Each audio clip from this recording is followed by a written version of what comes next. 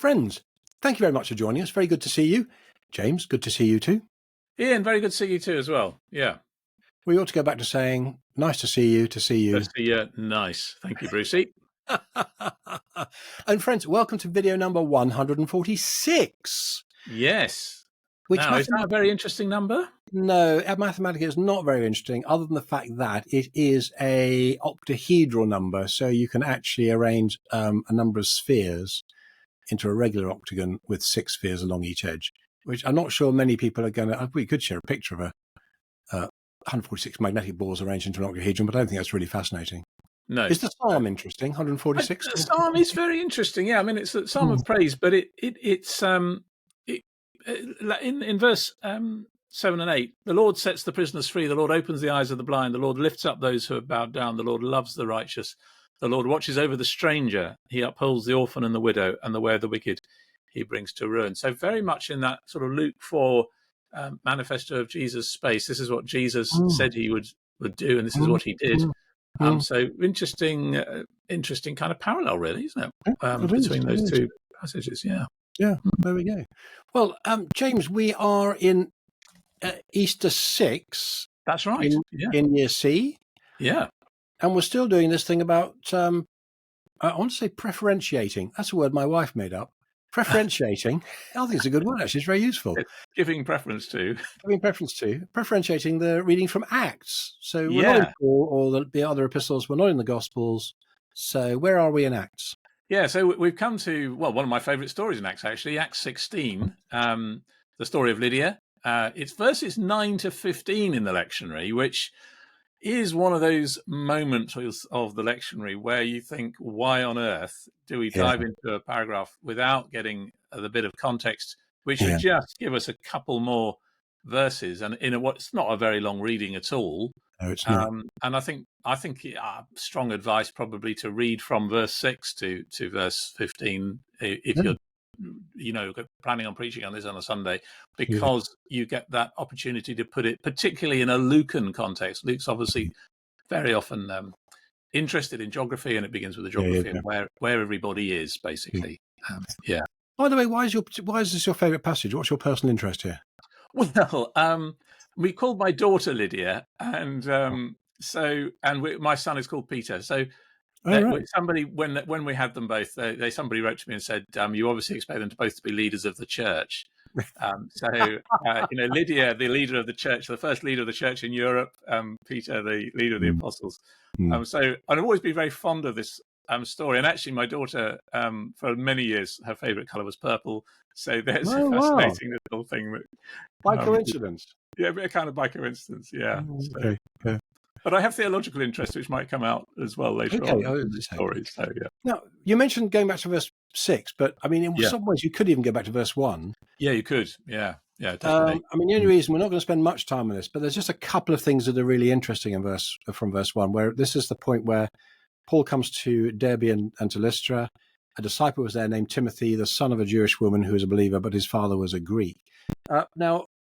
And then he goes on, Paul wanted Timothy to accompany him, so he circumcises them because of the Jews in that area. They knew he was a Greek. And they went on the way through the cities. They delivered for them the observance and decisions reached by the apostles and elders in Jerusalem. So this is from the council in Acts 15.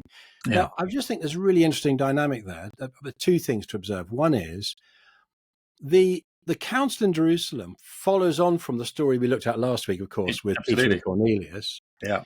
And the specific point is that Gentiles don't need to become Jews in order to be followers of Jesus. And yet Paul circumcises Timothy. Yes. So there's some interesting dynamics going on there. There is. It feels like a profoundly diplomatic thing that Paul is doing. I don't think... uncomfortable for Timothy, but there we go. I was going to say, a tad rough on Timothy. I mean, he must have been very loyal, mustn't he, to Paul? Hey, come on a missionary journey with me. By the way, I want to cut off the end of your willy. Is that okay? Yes, it's just sort of unbelievable, really. But I'd love to have met Timothy, because he must have been an extraordinarily tolerant person. But it is interesting, isn't it, that he does that, and you can't think of anything. I'm not sure what other explanation other than diplomacy, getting a foot in the door in order to speak to the Jewish believers about Christ. Maybe that's why it's important, difficult, because it's not expanded on, is it? No, it's not. And just again, a notice that we keep talking about, in theory, Peter as the apostle to the Jews, and yet it's through Peter that the Gentiles are first, really seriously incorporated. Yeah. And we also talk about Paul, the apostle to the Gentiles. And yet, as we've seen, as we will see, continue to see through Acts, Paul's habit is still to go to the synagogue first. And this is evident in this passage. Yes. And in Romans 1, Paul says the gospel is the power of God for salvation to the Jew first and then to the Gentile. Yeah. So this Jew-Gentile missionary thing, Peter and Paul thing, really is dovetailed theologically, practically, as well as within the shape of the narrative. So, yes. Yeah. And it's interesting, isn't it? Because, of course, Judaism shapes the early church, and particularly in terms of the behavior, the moral and ethical practice is really, really important. And I mean, that actually is quite a significant part of chapter 15, where he says, whatever else, we're not going to turn you into Jews, but you've got to abstain from what's been sacrificed to idols, from fornication, from blood and what's been strangled. So, there's an ethical carry forward, and that comes obviously from the Jewish law.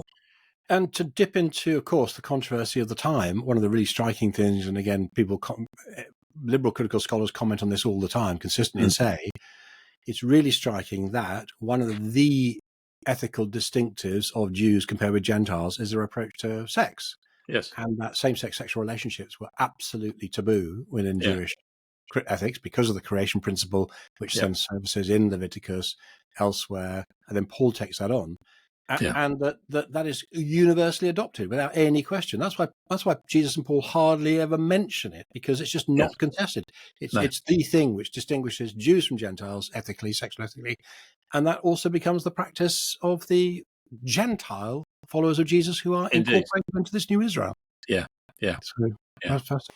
Now, James, I know that both of us, you and I, have bought the commentary on Acts by Willie James Jenkins, and he is really interested in issues of ethnicity and ethnic identity. And he comments, Timothy appears the mulatto child, which is a modern terminology for mixed race, I think, European. African and European, I think, yeah. There, somewhere between Derby and Lister, was someone who enfolded interracial space in his body. What every people find most unsettling is a body formed between two peoples, their people and that of another people. Timothy is the truth that no people are closed off and completely sealed into themselves. No people group is beyond the embrace of God. I think that's a helpful thing. I feel as though Jennings actually over-labors it a bit. Yeah. And he pushes that on the text a bit too much. But it is interesting. And of course, Luke is interested in geography, ethnicity, regional identity. Absolutely. And that's what you get, of course, at the beginning of verse 6 in the passage, where they went through the whole region of Phrygia and Galatia, having been forbidden to speak the word in Asia, and they come to Bithynia, opposite. They come opposite Mysia, and then they go to Bithynia, and you get all these place names, and if you're just reading it, you think, where on earth are they? So this is the time to get your map out at the back of the Bible, or if you still have them like that, or an atlas, because it is actually quite helpful, isn't it? Just working out the geography of what's going on here. Well, should we do that? Yeah, why not? That's okay. A good plan. Well, I happen to have. Here's one I prepared earlier. Excellent. I mean, I've got two maps actually, and these come from BibleStudy.org. I think I just pinged them online. Right. So the first one shows you the regions, and there's a couple of things to notice here. It is interesting that Luke mixes a range of different ways of talking about space. Yes. So on the one hand, he talks about Roman provincial space and he uses provincial titles. Yeah. But on the other hand, he also uses the traditional historic names and historic emperors, like the Lydian Empire. Yeah. And moves from one to the other. So, I mean, in a sense, that does point up issues around power, because if you're indigenous to that area, you'll be using the historic names, but of course overlaid on that, overlaid on these ancient historic terms with autonomous empires, you've then got the Roman power.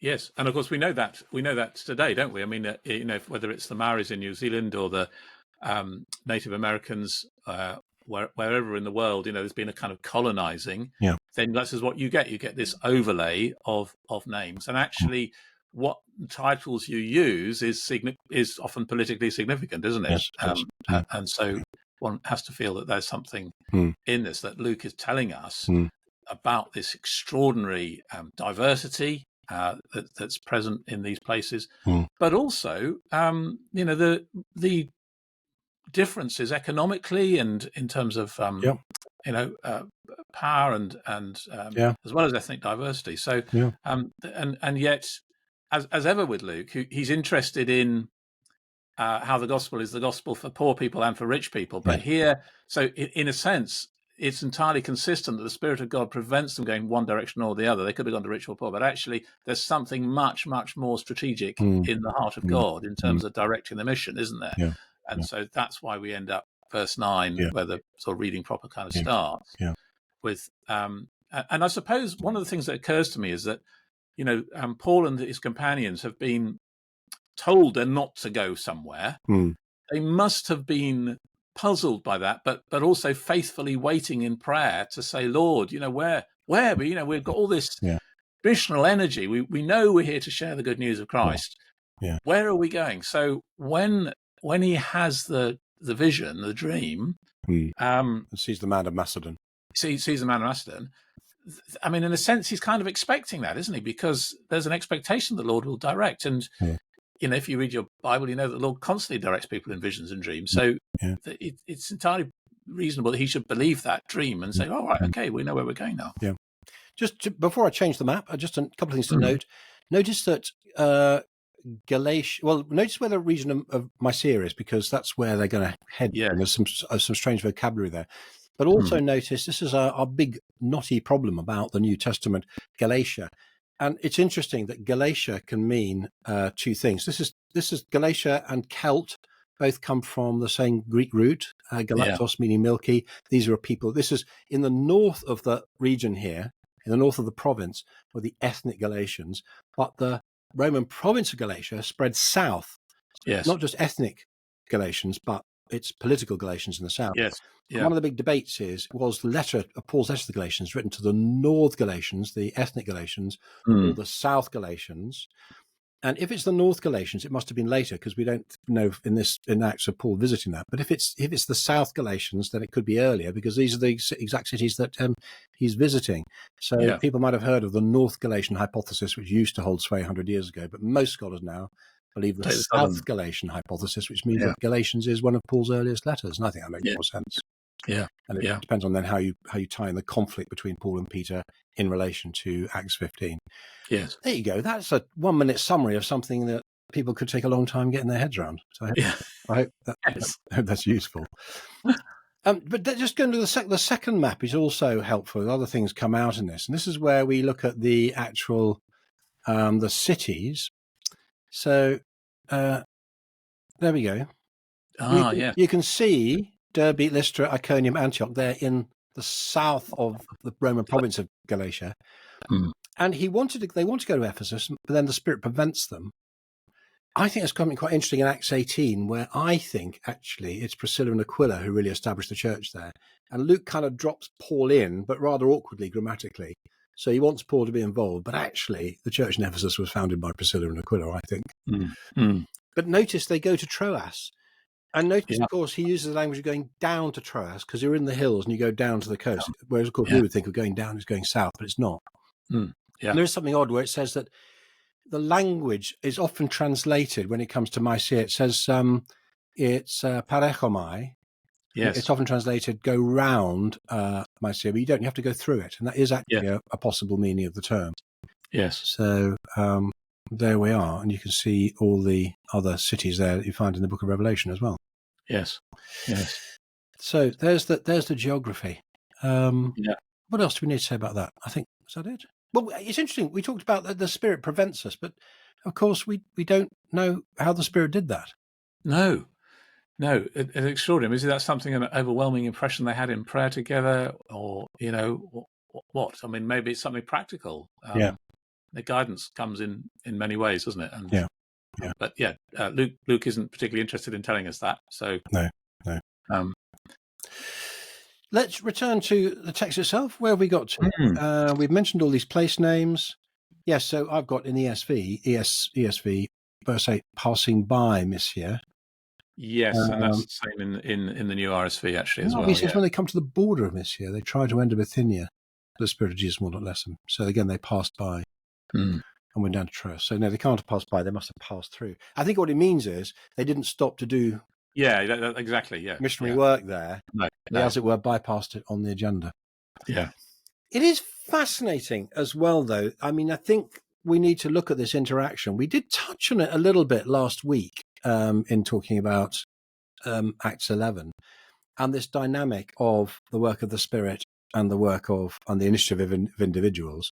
Yes. And in between the two videos, I published an interview with Steve Walton, our friend who we mention quite often in relation to Acts.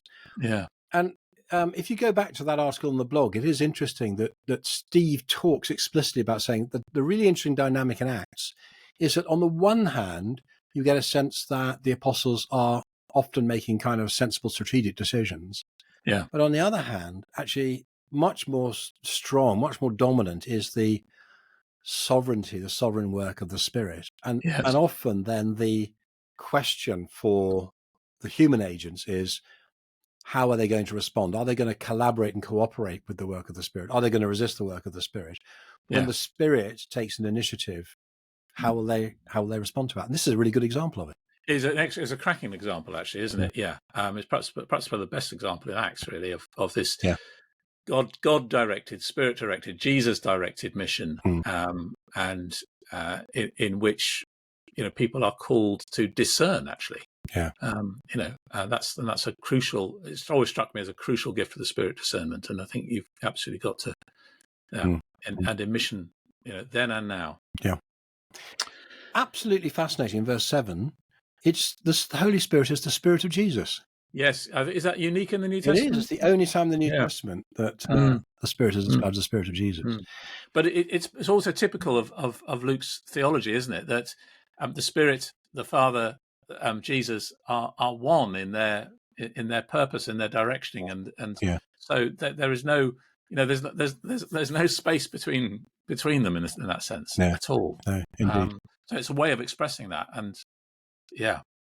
And of course, the other interesting thing is that this whole episode also connects back with Acts 2 and Pentecost. Yeah. And, your young men will see visions, your old men will dream dreams. Well, of course, here we go. Paul, well, in the night as a vision. Is it a vision? Is it a dream? Is it when he's asleep or is it when he's awake? Typical. And of course, we don't always know. In the middle of the night, we don't always know what our mind is doing, whether people quite often think they're having a dream and they're actually having a vision, or the reality is not, they don't think it is reality, and all sorts of things happen, don't they? So maybe it's quite difficult to know or describe for Luke. But interesting as well that the Holy Spirit might forbid people to speak about him, forbid giving testimony. Now, again, there's another connection with Jesus in the Gospels, isn't it? Because early on in Mark's Gospel, for example, when he heals someone in Mark chapter 1, Jesus forbids him from telling anybody. He says, don't testify, go to the priest and demonstrate. But of course, he then blabs about it. So, but just interesting to see that the Spirit is prohibiting them from testifying, and Jesus has done the same as well. Yeah. And who knows what the mind and purposes of God in that strategic decision are? Maybe it's just simply that if they did, they would get distracted because people would come to faith, and actually God wants them to speak elsewhere. Who knows? Once again, the sovereignty of God is absolutely to the fore there, isn't it? And their acceptance of that sovereignty is such a crucial thing. Yeah. When Paul had seen the vision, immediately we saw the we. Aha!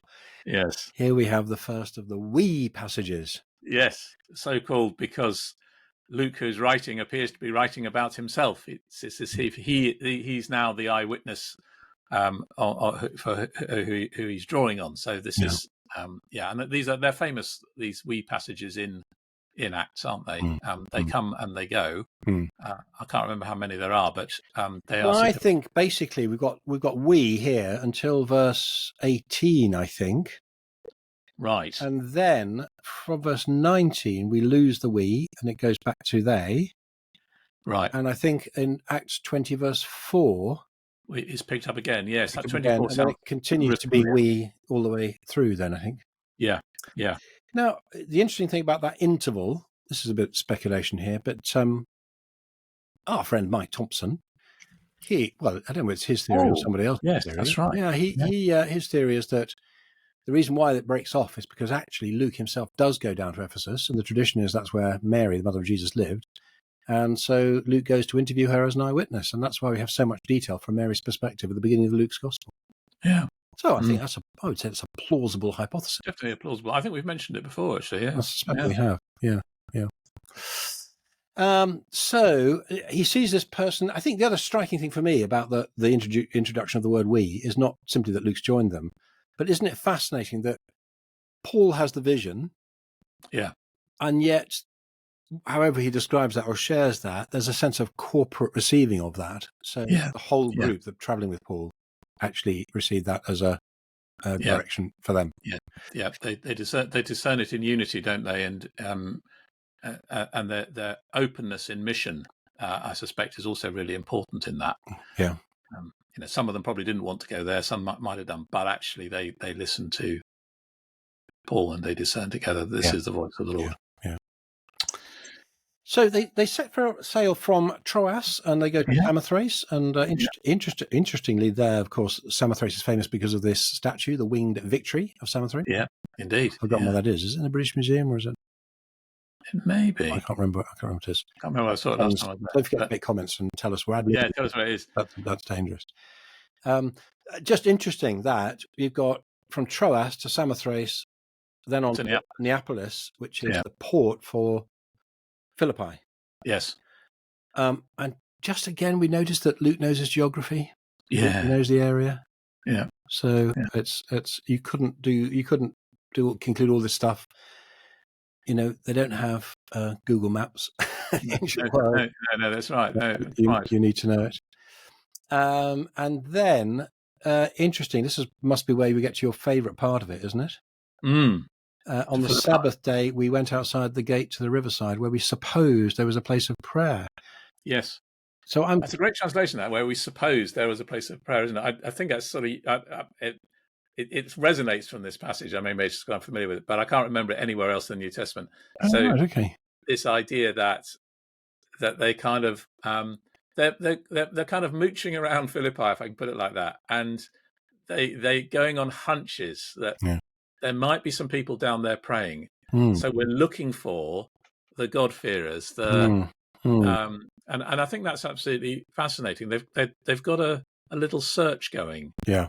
They're looking for those who are open to the Spirit of God and are working them. And I think that's fascinating that links back to Luke chapter 10, where the Jesus' instruction for mission, where he tells the disciples to go out and find a person of peace and all of that. Yeah, absolutely. And then stay in their house, which of course is what Paul does exactly in response to here in this story with Lydia. And I think there's something about Paul and his companions' obedience to the instructions of Jesus in mission, isn't there? Which is quite significant. Yeah, that's a very interesting connection, isn't it? I'm not sure I've commented on that in my blog article on there, but no, maybe you haven't. But but it is and it looks as though, everywhere else, Paul first goes to the synagogue. Again, yes, it looks like there isn't one. Yeah. So we assume there isn't a synagogue there, and I don't think there's any evidence of that being so. There isn't a Jewish community. Well, you wouldn't expect there to be a Jewish community there. The reason is that Philippi was settled as a Roman colony and populated with former Roman soldiers. Yeah. So in fact, you wouldn't find that synagogue thing. Yeah, I think if I remember rightly, they were given land or whatever there on retirement, and so actually what you've got in Philippi is a bunch of people who are probably fiercely loyal to Rome. Yeah. And living a Roman life. Yep. An outpost of Rome, as it were. An outpost of Rome, yeah, and of course that becomes important in reading Philippians. But it's so because he talks about your citizenship is in heaven. So he says, which is in Philippians 3:20.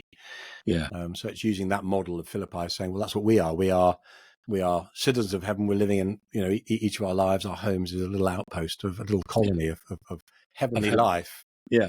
Within the possibly hostile earthly environment. Yeah. Lydia, they meet, whose home they go to slightly reluctantly. There's some interesting dynamics going on here. Yes. First thing to note, of course, Lydia looks like she's wealthy. We presume she's single. She could be widowed. Yeah. Wouldn't be unlikely, because of course the tradition in Roman culture was that men were much older when they married much younger women. Yeah. So I mean, it could easily be 20 years age difference, and so women would then be widowed when their husband died.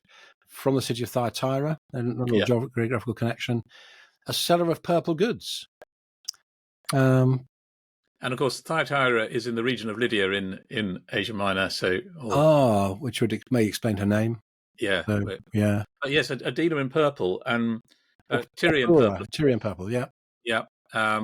Which, interestingly, when we went to Rome last year, they asked one of the guide around the forum asked us all, do you know where they got purple dye from? So I put my hand up and told everybody, which I think rather stole the guide's thunder. I don't think they were expecting that, but it was quite. Is it the murex snail shell? That's right. It's from that, exactly from these snails. They're very small. You have to get lots of them and crush them to get the dye. That's right. That's right. And I think they lay it as a trace in a sort of mucus, and which turns purple on contact with oxygen. So wow, you did know your stuff, though. All right, okay, good. And in fact, there was legislation, wasn't there, within the empire, that you could only have this Tyrian purple on your toga if you were of rank. Yes, yeah. So it's an absolute sign of. So she would only have been selling to wealthy people. Yeah. And so hence the reason she was probably wealthy. Yeah. And we know that Luke loves to have these pairs: male, female, rich, poor, Jew, Gentile, and so we're not surprised when the next episode after this is, in contrast with wealthy Lydia dealing with the rich and the elite, a poor slave girl. Yeah. So that comes together. I think there's another interesting thing about Lydia, which is that because she was a tradeswoman in purple cloth, and she's not living in her home space, as it were, she must have had international contacts for distributing this. So, in a sense, if you think about the dispersal of the gospel, this back to sort of some of the work that Mike Thompson did on the Holy Internet and the means of distributing the this word. This is his chapter in the book edited by Richard Walcombe called "The Gospel for All Christians." That's right, exactly. Then here's somebody whose trade would have carried the gospel into all sorts of places that it might never have got to. Just if you were just simply a group of people going around city to city. So I think there's something strategic in this that the Spirit of God has directed them to. And we might say, hey, wasn't Paul cunning in making the strategic decision? But of course, it wasn't Paul at all. No, it was all directed by the Spirit. Yeah. So the Spirit is obviously thinking strategically there. Yeah. I love the fact that a little detail is that they do their work of explaining the gospel, but God is doing His work. The Lord opened her heart. Now, interestingly, is this the Lord Jesus or is this the Lord the Spirit? Because in 2 Corinthians, Paul says the Lord is the Spirit, and where the Spirit of the Lord is, there is freedom. There is liberty. Yeah. And she urged us going to the house, and she prevailed upon us. So although Jesus has said, go to the house of the person of peace, of course, Paul, a male Jew, is going to the house of Lydia, a single Gentile woman. And it looks to me as though he's a bit hesitant there. A bit uncomfortable. Yeah. I mean, and with not without due reason, but in the doing of that, and maybe this is the reason that Luke includes this detail in the story, he's being obedient to the call of Jesus in mission.